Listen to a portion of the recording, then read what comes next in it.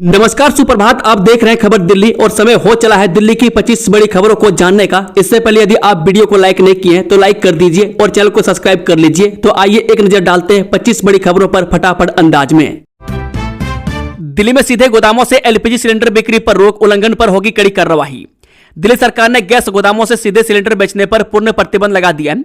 शिकायतों के बाद यह कदम उठाया गया है। अब 5 किलोग्राम के एलपीजी सिलेंडर वैध पहचान पत्र दिखाकर गैस एजेंसियों से आसानी से मिल सकेंगे। पते के सत्यापन की आवश्यकता नहीं होगी। प्रवासी श्रमिकों को विशेष सुविधा देने के उद्देश्य से एचपीसीएल के चयनित आउटलेट्स पर 11 समर्पित हेल्प डेस्क भी स्थापित किए गए, जहां उन्हें नजदीकी एलपीजी वितरकों की जानकारी उपलब्ध कराई जा रही है।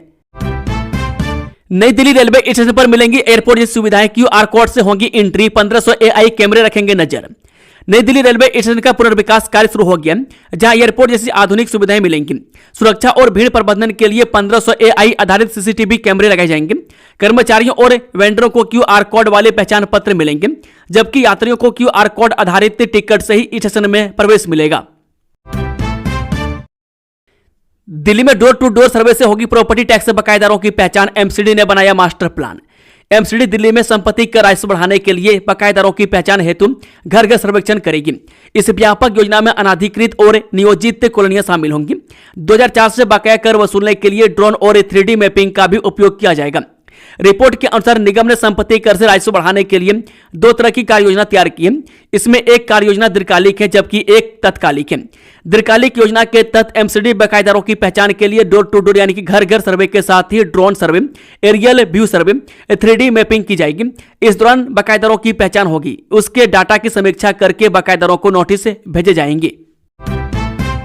दिल्ली के मरघट वाले हनुमान मंदिर का होगा क्या कल्प, काशी उज्जैन की तर्ज पर बनेगा भव्य कॉरिडोर। दिल्ली सरकार पुरानी दिल्ली के मरघट वाले हनुमान मंदिर में भव्य कॉरिडोर बनाने की योजना पर काम कर रही है।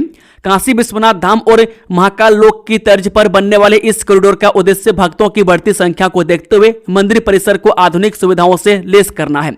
मामले से जुड़े लोगों के अनुसार मुख्यमंत्री की देखरेख में तैयार होने वाली इस योजना का मुख्य उद्देश्य मंदिर परिसर को बेहतर स्तर की सुविधाओं से लैस करना है और यहां लगने वाले भीषण जाम से भक्तों को अस्थायी निजात दिलाना है, जिसका काम शाहजहानाबाद पुनर्विकास निगम के तहत हो सकता है। एनडीएमसी ने तैयार किया ग्रीन कैलेंडर, हर रविवार को होगा वृक्षारोपण अभियान। नई दिल्ली नगर पालिका परिषद ने एक ग्रीन कैलेंडर तैयार किया, जिसके तहत हर रविवार को वृक्षारोपण अभियान चलेगा। यह पहल पीएम मोदी के एक पेड़ मां के नाम अभियान से प्रेरित है। उन्होंने कहा कि यह अभियान केवल वृक्षारोपण तक सीमित नहीं है, बल्कि यह प्रकृति के प्रति सम्मान, सामाजिक जिम्मेदारी और आने वाली पीढ़ियों के लिए स्वच्छ एवं हरित वातावरण सुनिश्चित करने का संकल्प भी है। दिल्ली यूनिवर्सिटी में 12वीं पास के लिए शॉर्ट टर्म सर्टिफिकेट कोर्स शुरू, कौशल विकास और रोजगार के अवसर। दिल्ली विश्वविद्यालय ने युवाओं के कौशल विकास के लिए शॉर्ट टर्म सर्टिफिकेट कोर्स शुरू किए। 12वीं पास छात्र इनमें दाखिला ले सकते हैं, जिससे उन्हें रोजगार के नए अवसर मिलेंगे। बता दें कि डीयू ने युवाओं के कौशल विकास को बढ़ावा देने के लिए शॉर्ट टर्म में सर्टिफिकेट कोर्सेज की शुरुआत कर दी है। मैं खास बात यह है कि इन कोर्सेज में दाखिला लेने के लिए केवल 12वीं पास होना पर्याप्त है, जिससे बड़ी संख्या में छात्रों को नए अवसर मिलेंगे। दिल्ली में ईडब्ल्यूएस डीजी के तहत एडमिशन की नई गाइडलाइन जारी, एसएमएस से मिलेगी चयनित बच्चों की सूचना। दिल्ली शिक्षा निदेशालय ने शैक्षणिक सत्र 2026-27 के लिए निजी स्कूलों में ईडब्ल्यूएस डीजी और दिव्यांग श्रेणी के दाखिलों हेतु विस्तृत गाइडलाइन जारी की है। इसमें ऑनलाइन आवेदन से लेकर दस्तावेज सत्यापन और अंतिम दाखिले तक की प्रक्रिया तय की गई है। सर्कुलर में ऑनलाइन आवेदन से लेकर दस्तावेज सत्यापन, अपील और अंतिम दाखिले तक की पूरी प्रक्रिया तय की गई है। निर्देशों के अनुसार पहला कंप्यूटरीकृत ड्रा 6 अप्रैल 2026 को सुबह 10 बजे आयोजित होगा। इसके बाद 9 अप्रैल से 22 अप्रैल तक चयनित अभ्यर्थियों के दस्तावेजों की जांच 29 जोनल टीमों द्वारा की जाएगी। द्वारका में 70 करोड़ से बनेगा दिल्ली सदन, 9 मंजिला बिल्डिंग में क्या होगा खास, जाने पूरी जानकारी। दिल्ली सरकार ने द्वारका सेक्टर 19 में अपना स्टेट गेस्ट हाउस दिल्ली सदन बनाने की योजना शुरू की है। मुख्यमंत्री ने बैठक कर कमरों की संख्या बढ़ाने के निर्देश दिए। दिल्ली सरकार ने वर्षों से लंबित अपना स्टेट गेस्ट हाउस यानी कि दिल्ली सदन बनाने की योजना पर काम शुरू कर दिया है। द्वारका सेक्टर 19 में करीब 3899 वर्ग मीटर पर यह दिल्ली सदन बनाया जाएगा। मुख्यमंत्री रेखा गुप्ता ने हाल ही में दिल्ली सदन के नाम से बनने वाले इस गेस्ट हाउस को लेकर बैठक की है। मुख्यमंत्री ने प्रस्तावित गेस्ट हाउस में कई तरह के बदलाव करने के निर्देश दिए। खासतौर से कमरों की संख्या को बढ़ाने के लिए कहा गया। सरकार ने वित्त वर्ष 2026-27 के वार्षिक बजट में इसके लिए शुरुआती 10 करोड़ रुपए का प्राविधान किया है। गरीब किराएदारों का किराया देने का केजरीवाल ने किया था वादा। एकल पीठ के कानून बनाने के आदेश को दिल्ली हाईकोर्ट ने किया रद्द। दिल्ली हाईकोर्ट ने पूर्व मुख्यमंत्री अरविंद केजरीवाल के 2020 में गरीब किराएदारों का किराया चुकाने के वादे को कानूनी रूप से लागू करने योग्य बताने वाले एकल पीठ के आदेश को रद्द कर दिया। पीठ ने कहा कि केजरीवाल का प्रेस कॉन्फ्रेंस में दिया गया बयान कानूनी आश्वासन नहीं माना जा सकता। न्यायमूर्ति सी हरिशंकर और न्यायमूर्ति ओम प्रकाश शुक्ला की पीठ ने एकल न्यायाधीश के फैसले में संशोधन करते हुए केजरीवाल द्वारा प्रेस कॉन्फ्रेंस में दिए गए बयान को आश्वासन बनाने की याचिका को भ्रामक बताते हुए खारिज कर दिया। पलक झपकते ही वाहन चुराने वाले साथी गिरफ्तार। दिल्ली और गाजियाबाद से 10 दोपहिया गाड़ियां बरामद। पूर्वी दिल्ली की शहदरा जिले की एएटीएस टीम ने एक सक्रिय वाहन चोर ईसु यादव को गिरफ्तार किया। उसकी निशानदेही पर दिल्ली और गाजियाबाद से 10 चोरी की दोपहिया गाड़ियां बरामद की गई है। एक्साइज पॉलिसी केस, जज से बोले केजरीवाल मैं खुद लड़ूंगा केस। सीबीआई ने सवाल उठाकर कोर्ट में रखी अहम बात। दिल्ली आबकारी नीति घोटाले मामले में हाईकोर्ट में सुनवाई शुरू हुई। अरविंद केजरीवाल ने अदालत में अपनी अर्जी पर खुद बहस करने की बात कही, जिसे कोर्ट ने स्वीकार किया। में सीबीआई ने केजरीवाल की अर्जी पर नोटिस जारी करने का निर्देश दिया। दिल्ली विधानसभा की सुरक्षा में बड़ी चूक, बैरियर तोड़ अंदर घुसी कार, ड्राइवर की तलाश में जुटी पुलिस। दिल्ली विधानसभा की सुरक्षा में बड़ी चूक हुई है। मैं जहां सोमवार को एक कार बैरियर तोड़कर गेट नंबर 2 से अंदर घुस गई। उत्तर प्रदेश रजिस्ट्रेशन नंबर वाली इस कार ने लोहे का गेट भी तोड़ दिया। हाईवे पर मवेशियों की घुसपैठ पर यह दिए सुप्रीम कोर्ट ने आदेश। मुआवजा नीति की मांग वाली याचिका पर नोटिस जारी। सुप्रीम कोर्ट ने देश भर के राष्ट्रीय और राज्य राजमार्गों पर आवारा मवेशियों की बढ़ती घुसपैठ को गंभीर मुद्दा मानते हुए केंद्र सरकार, राज्य और केंद्र शासित प्रदेशों से जवाब तलब किया है। अदालत ने एक याचिका पर सुनवाई करते हुए सभी संबंधित पक्षों को नोटिस जारी किया और 4 हफ्ते के भीतर जवाब दाखिल करने को कहा है। दिल्ली के वसंत कुंज में किराना स्टोर पर हमला, तोड़फोड़ और लूटपाट सीसीटीवी में हुई कैद। साउथ वेस्ट डिस्ट्रिक्ट के वसंत कुंज साउथ इलाके में एक किराना आउटलेट में देर रात ऑडिट कर रहे लोगों पर हमला कर दिया गया और लूटपाट भी की। पूरी वारदात सीसीटीवी कैमरों में कैद हो गई। वे पीड़ित का आरोप है कि घटना सूचना मौके पर पहुंची पीसीआर ने संबंधित थाना पुलिस के आने की बात कही, लेकिन कोई पुलिसकर्मी नहीं आया। पीड़ित की शिकायत पर 3 अप्रैल को पुलिस ने केस दर्ज कर लिया है। दिल्ली के लोगों के लिए खुशखबरी, 4 लेन का बनेगा 5 किलोमीटर लंबा बाईपास। मेहरौली बदरपुर रोड से संगम विहार की दर्जनों कॉलोनियों को कनेक्ट करने के लिए 5 किलोमीटर लंबा बाईपास बनाया जाएगा। बाईपास एमसीडी प्राइमरी स्कूल के पास से सूरजकुंड रोड को कनेक्ट करते हुए गुप्ता कॉलोनी तक बनेगा। इसके निर्माण से संगम बिहार में रहने वाले लाखों लोगों को मेहरौली बदरपुर रोड की तरफ निकलने का रास्ता साफ हो जाएगा और इंटरनल सड़कों पर जाम भी कम होगा। इसके अलावा मां आनंदमयी मार्ग से हरकेश नगर मेट्रो स्टेशन तक जाने के लिए भी 900 मीटर लंबे रोड का निर्माण किया जाएगा। दिल्ली सरकार देगी मकान किराया, वादा करके फंस गए थे अरविंद केजरीवाल। अब हाईकोर्ट ने दिया यह आदेश। दिल्ली हाईकोर्ट ने दिल्ली के पूर्व मुख्यमंत्री और आम आदमी पार्टी के राष्ट्रीय संयोजक अरविंद केजरीवाल को सोमवार को बड़ी राहत दी है। कोर्ट ने साफ किया है कि किसी मुख्यमंत्री की प्रेस कॉन्फ्रेंस में दिया गया आश्वासन या वादा तब तक कानूनी रूप से लागू नहीं माना जा सकता जब तक उसे किसी आधिकारिक नीति या कानूनी आधार का समर्थन प्राप्त न हो। जस्टिस सी हरिशंकर और जस्टिस ओम प्रकाश शुक्ला की डिवीजन बेंच ने साफ किया है कि केवल बयान के आधार पर सरकार को बाध्य करने के लिए रिट ऑफ मैंडेमस जारी नहीं किया जा सकता जब तक उस वादे से जुड़ी कोई कानूनी जिम्मेदारी तय न हो। 300 करोड़ की साइबर ठगी का पर्दाफाश, कंबोडिया से जुड़ा मास्टरमाइंड काजरिया गिरफ्तार। दिल्ली पुलिस की क्राइम ब्रांच ने एक बड़े साइबर ठगी गिरोह का भंडाफोड़ करते हुए इसके मुख्य मास्टरमाइंड करण काजरिया को गिरफ्तार किया। यह गिरोह लोगों को ऑनलाइन निवेश पर भारी मुनाफे का लालच देकर करोड़ों रुपए की ठगी करता था। पुलिस जांच में सामने आया है कि इस पूरे नेटवर्क के जरिए देश भर में करीब 300 करोड़ रुपए से ज्यादा की ठगी की गई है। इस मामले की शुरुआत नई दिल्ली के रहने वाले सुल्तान की शिकायत से हुई। सुल्तान को एक व्हाट्सएप ग्रुप में जोड़कर निवेश का लालच दिया गया और सी वेंचुरा नाम का एक फर्जी ट्रेडिंग ऐप डाउनलोड करने को कहा गया। शुरुआत में ऐप पर मुनाफा दिखाकर भरोसा दिलाया गया। इसके बाद पीड़ित से अलग अलग बैंक खातों में पैसे ट्रांसफर करवाए गए, लेकिन जब सुल्तान ने अपना पैसा निकालने की कोशिश की तो ऐप अचानक बंद हो गया और व्हाट्सएप ग्रुप भी गायब हो गया। इस तरह उनसे 31,45,000 रुपए की ठगी कर ली गई। सीएम रेखा ने सक्षम यात्रा 2026 को दिखाई झंडी, छोटे शहरों के हुनर को मिलेगा वैश्विक मंच। दिल्ली में जमीनी स्तर पर नवाचार को बढ़ावा देने के लिए एक नई पहल की शुरुआत हुई है। दिल्ली की मुख्यमंत्री रेखा गुप्ता ने रविवार यानी कि 5 अप्रैल को सक्षम यात्रा 2026 को हरी झंडी दिखाकर रवाना किया। उन्होंने इस मौके पर जमीनी स्तर के विचारों एवं नवाचार को बढ़ावा देने में इसकी भूमिका पर जोर दिया। दिल्ली कांग्रेस के national talent Hunt Rahul Gandhi की पहल पर नए प्रवक्ताओं की होगी तलाश। दिल्ली में कांग्रेस संगठन को नई ऊर्जा देने की दिशा में बड़ा कदम उठाया गया। प्रदेश कांग्रेस कार्यालय राजीव भवन में हुई अहम बैठक में पार्टी नेतृत्व ने नेशनल टैलेंट हंट के जरिए नई पीढ़ी को जोड़ने और उन्हें जिम्मेदारी देने की रणनीति स्पष्ट कर दी है। इस पहल को संगठन के भविष्य के लिए निर्णायक माना जा रहा है। जस्टिन मामले में हरदीप पुरी की बेटी के खिलाफ अर्जी पर हाईकोर्ट का सुनवाई से इनकार, क्या कहा, जानेपुर जानकारी। दिल्ली हाईकोर्ट ने केंद्रीय मंत्री हरदीप पुरी की बेटी हिमायनी पुरी को जेफरी एपस्टीन से जोड़ने वाली सोशल मीडिया पोस्ट हटाने के आदेश के खिलाफ दायर याचिका खारिज कर दी है।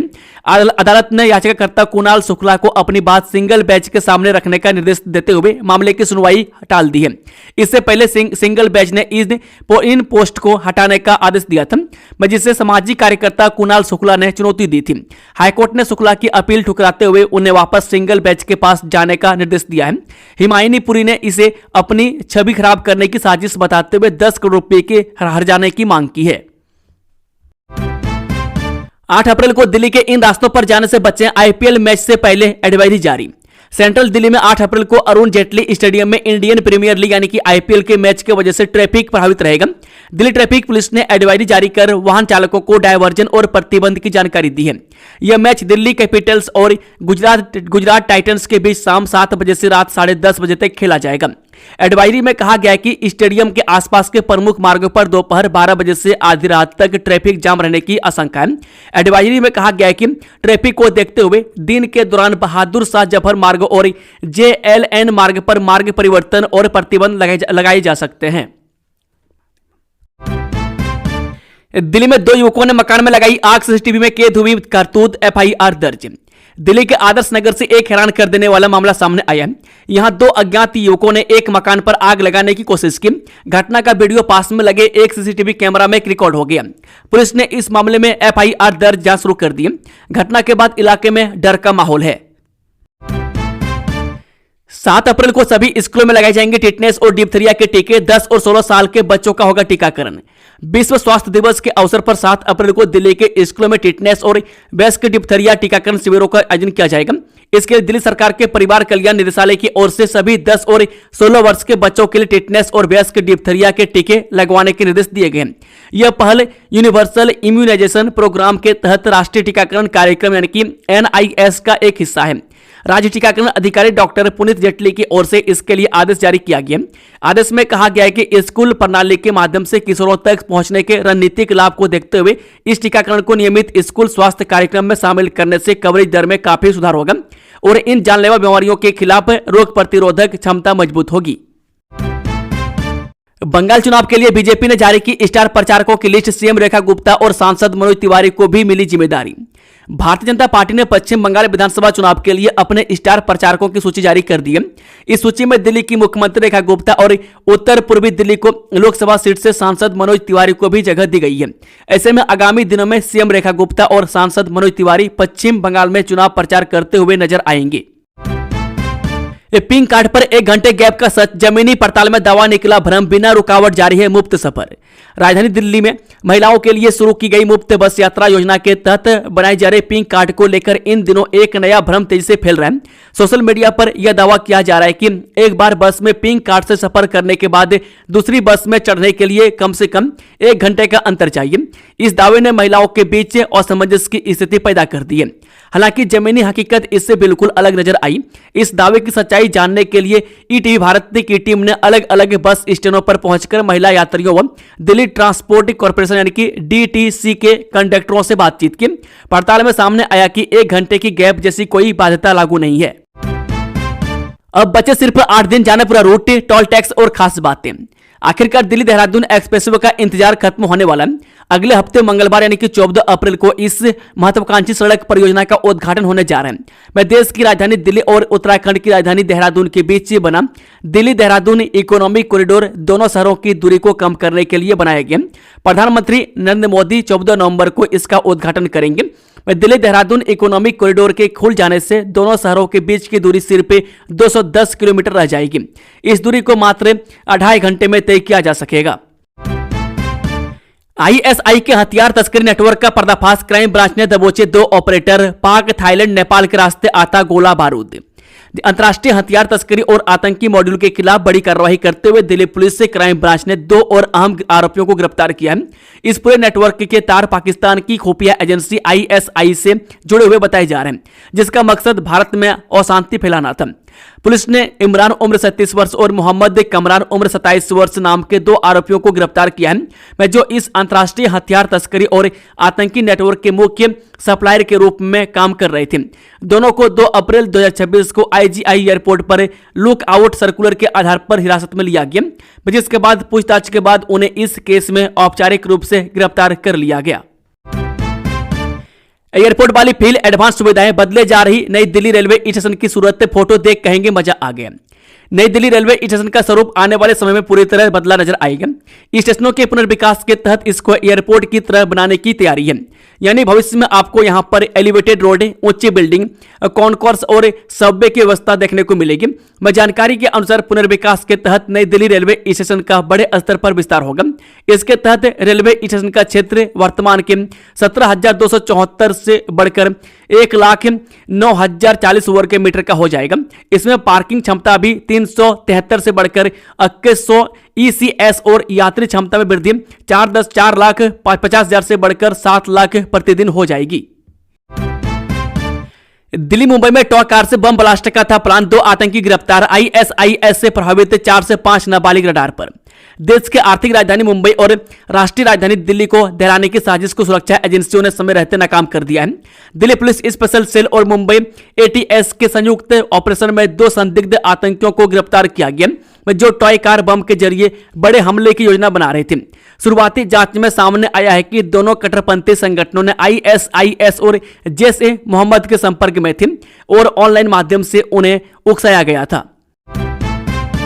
दिल्ली में छात्रा की हत्या, आप विधायक पर बिफरे परिजन, कहा बेटी को बदनाम करने का कर रहे हैं प्रयास। पूर्वी दिल्ली के सीमापुरी इलाके में हुई छात्रा की हत्या के मामले में राजनीति गर्मा गई है। इससे परिवार के लोगों में नाराजगी है। परिजनों ने आरोप लगाया कि सीमापुरी विधायक वीर सिंह गलत बयान देकर छात्रा को बदनाम करने की कोशिश कर रहे हैं। भाजपा नेता ने कहा कि विधायक को परिवार की भावनाओं का सम्मान करना चाहिए। जानकारी के अनुसार बता दें कि सीमापुरी इलाके में रहने वाली 10वीं की छात्रा शुक्रवार शाम दवा लेने बाजार गई थी। इस दौरान इलाके के रहने वाले जतिन नाम के युवक ने उस पर चाकू से ताबड़तोड़ हमला कर दिया। वारदात के बाद आरोपी मौके से फरार हो गया। घायल छात्रा को तुरंत जीटीबी अस्पताल में भर्ती कराया गया, जहां इलाज के दौरान शनिवार 4 मार्च की सुबह नाबालिग छात्रा ने दम तोड़ दिया। दोस्तों, खबरों का सिलसिला यह समाप्त होता है। अगर जानकारी पसंद आई तो वीडियो को लाइक, शेयर, चैनल को सब्सक्राइब जरूर कर लें। Thank you, all the best. जय हिंद, जय भारत, वंदे मातरम, राधे राधे।